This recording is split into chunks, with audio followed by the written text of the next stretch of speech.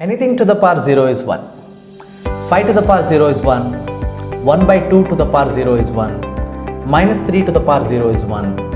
Root 2 to the power 0 is 1. You take any number, its power raised to 0 is 1. So in general, I can write x to the power 0 is 1. Hey everyone, I am Sujay. Welcome to our channel Dr. Math. And today we will see why x to the power 0 is 1. For this, let's consider LHS x to the power 0. And we know that we can write x to the power 0 as p minus p. P minus p is 0. But according to law of indices, x to the power m minus n is x to the power m by x to the power n.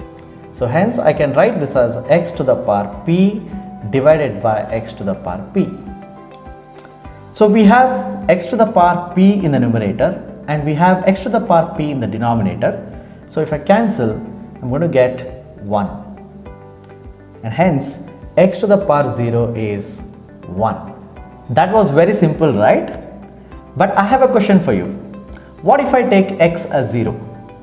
It means 0 to the power 0. I'm asking you, what is 0 to the power 0? Try to find answer for this. Thank you so much for watching this video. Don't forget to like, subscribe and share.